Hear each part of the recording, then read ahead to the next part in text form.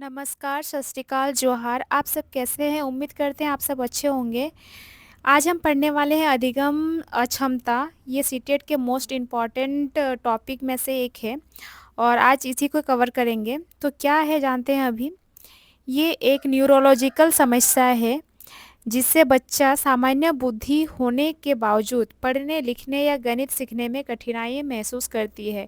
यहाँ पे जो न्यूरोलॉजिकल समस्या है, इट मीन्स मस्तिष्क का कुछ ना कुछ हिस्सा में उनको प्रॉब्लम है। मतलब मस्तिष्क के कुछ हिस्से में जो भी प्रॉब्लम होती है उसको न्यूरोलॉजिकल समस्या कहते हैं।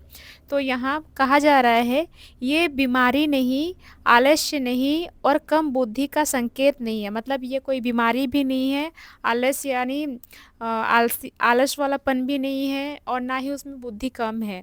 ये क्या है? ये समस्या जन्म से बचपन में दिखाई देती है।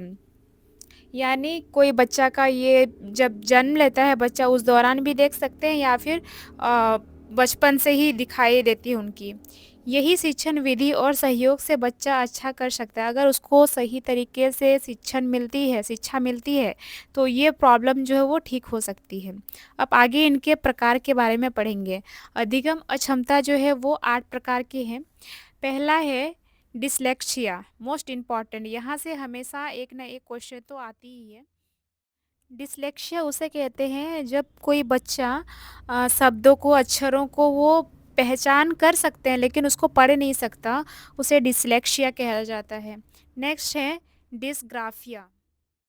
इससे लिखने में कठिनाई होती है। बच्चे जो है वो चीज़ों को अच्छे से पढ़ सकता है, पहचान सकता है, पर जब लिखने की बारी आएगी तो वो ठीक से नहीं लिख पाता है। वो एक ही चीज़ को गलत तरीके से लिखता है या वही चीज़ को बार-बार लिखता है। उसे ही डिसग्राफिया कहा जाता है। अब नेक्स्ट है डिसकैल्कुलिया, यानी इससे समझ में आ रहा है कैलकुलेशन से रिलेटेड है, यानी गणित से रिलेटेड है। वो अंकों को पहचान नहीं कर पाता है और इसी को ही डिसकैल्कुलिया कहा जाता है।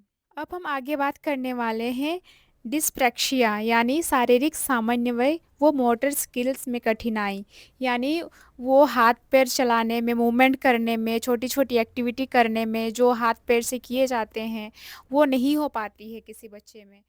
नेक्स्ट है डिस्फेशिया, यानी भाषा समझने या बोलने में कठिनाई। कुछ कुछ ऐसे शब्द होते हैं जो कि वो समझ नहीं पाता है, भाषा को समझ नहीं पाता है, तो या फिर बोलने में भी कठिनाई होती है। ये डिस्फेशिया के कारण होता है।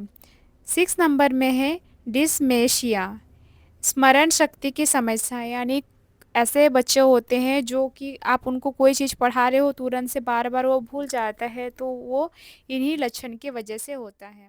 आगे बढ़ते हैं। नेक्स्ट है डिसमेशिया, यानी स्मरण शक्ति की समस्याएं। आप कोई बच्चे को कोई चीज़ पढ़ा रहे होते हो तो वो होता है कि बार-बार भूल जाना, तो ये इसी के कारण होता है। 7वां नंबर है एक्रोफोबिया, यानी बच्चों को ऊंचाई, अत्यधिक ऊंचाई से वो डर लगने लगता है। उसके बाद है नेक्स्ट बुलिमिया, यानी भोजन से संबंधित मानसिक विकार।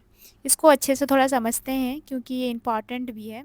बुलिमिया इट मीन्स कोई बच्चे ऐसे होते हैं जिनका वज़न कम होता है तो वो क्या करता है, बहुत अधिक मात्रा में खाना खा लेता है कि ताकि उनकी वज़न बढ़े, उनका बॉडी सॉडी बढ़े। तो इसीलिए वो ज़्यादा खाता है, फिर वो उसको पछतावा होता है बाद में कि मैंने इतना क्यों खा लिया, फिर वो निकालने की कोशिश करता है, उल्टी करता है। तो ये सारी जो लक्षण हैं ये बुलिमिया के हैं। आज का टॉपिक यहीं तक था। नेक्स्ट क्लास में हम इससे रिलेटेड जितने भी सवाल बनते हैं या अभी तक आए हैं वो सारे सवालों को लेकर आएंगे। तो चलिए, धन्यवाद।